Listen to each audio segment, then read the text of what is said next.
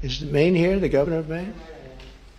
Yeah, I'm here. Are you not going to comply with it? I'm complying with state and federal laws. We are the federal law. Well, you better do it. You better do it because you're not going to get any federal funding at all if you don't. And by the way, your population, even though it's somewhat liberal, although I did very well there, your population doesn't want men playing in women's sports. So you better comply because otherwise you're not getting any federal funding. See you in court. Every state, good. I'll see you in court. I look forward to that. That should be a real easy one.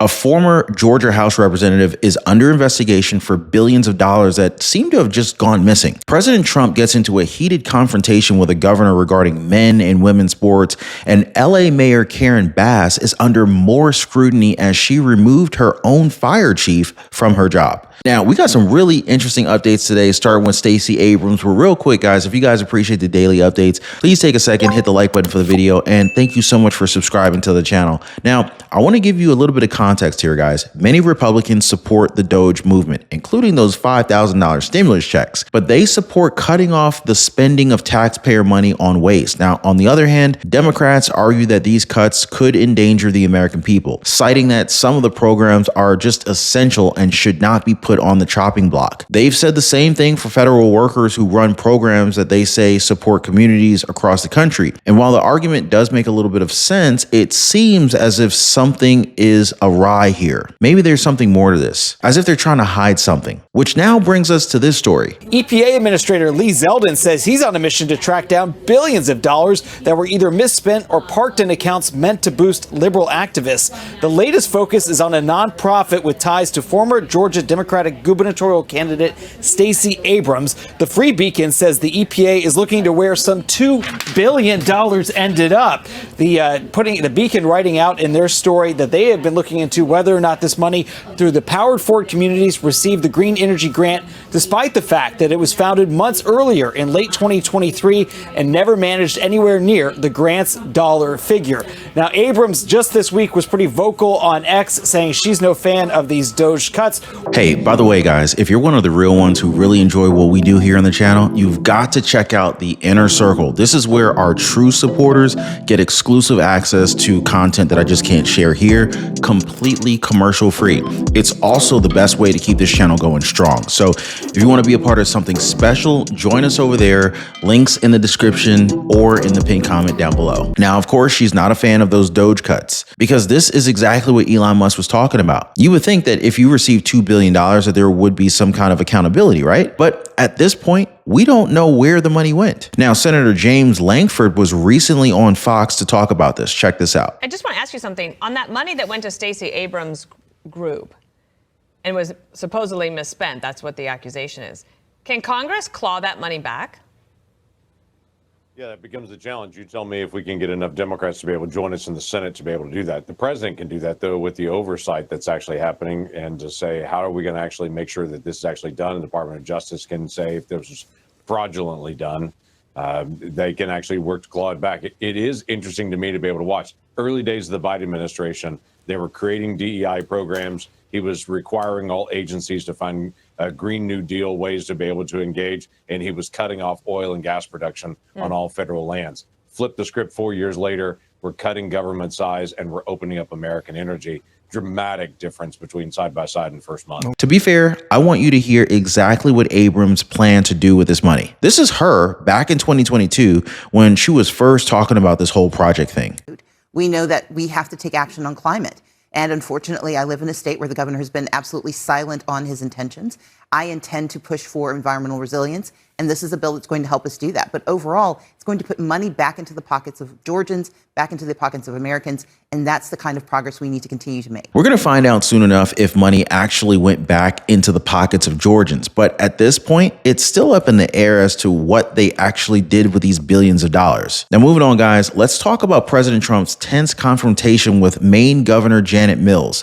The context is that Mills refuses to follow the order from the federal government, one that would ban men from participating in women's sports. The logic is that men have a biological advantage, which is not fair for the women who worked hard at their craft. This is something that doesn't make sense to Governor Mills, which led to a back and forth exchange with the president. 2 weeks ago, I signed an executive order banning men from playing in women's sports. Many Democrats are fighting me on that. I hope you continue because you'll never win another race.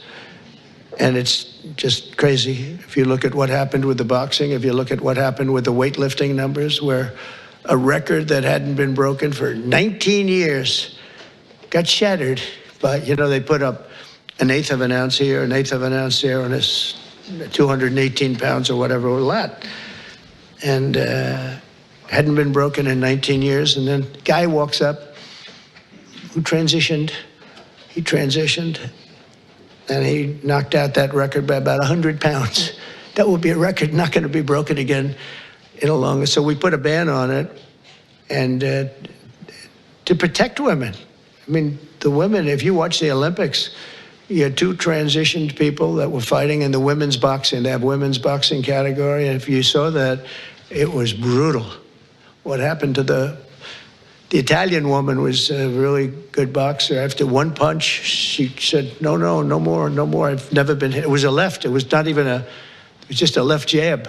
She got hit so hard, she said, I can't do it. They forced her to go out. No, go out again. You'll do it.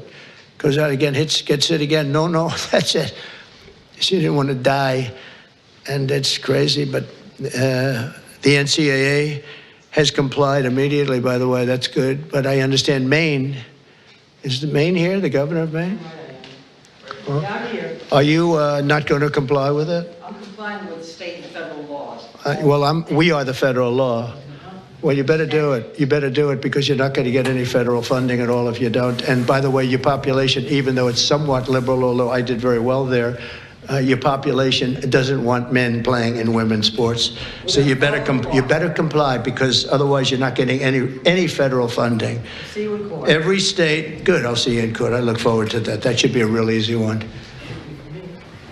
And enjoy your life after governor because I don't think you'll be in elected politics.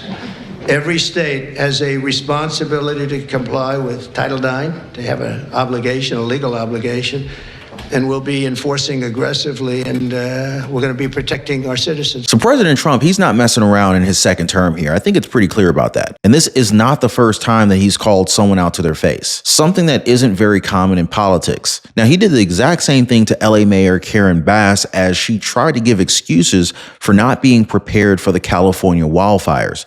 Now, speaking of the mayor, a lot of people are blaming Karen Bass for being ill-prepared. In fact, Karen was overseas when all these fires started. Now she's reasoned out that she wasn't aware of the warnings. Do you guys believe her? Even though this was public knowledge well before her trip to Ghana, she was also criticized by her own fire chief as they felt abandoned by the mayor, a fire chief that Bass has now recently laid off. What a coincidence. Acting in the best interest of Los Angeles public safety and for the operations of the Los Angeles Fire Department, I just met with Chief Crowley and removed her as fire chief. I have appointed a 41-year veteran of the fire department, former Chief Deputy Ronald Villanueva, as interim fire chief. He is respected and ready to hit the ground running. So let me be clear. Our firefighters acted heroically during the Palisades fire, and they act heroically every single day. That is without question.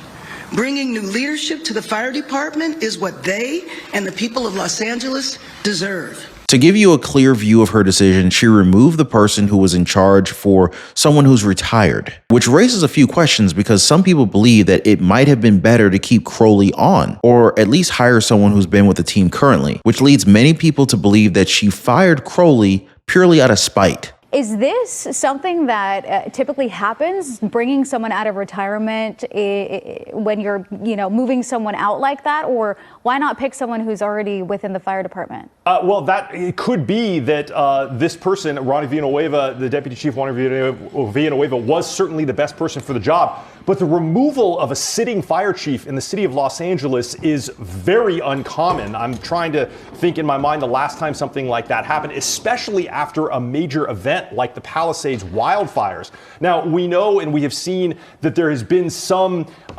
conflict between the mayor and the fire chief during some news conferences and some issues regarding the firefighters and how they responded to the Palisades fire. But this is a major step. I mean, removing a fire chief in the middle of a term is something that is very serious.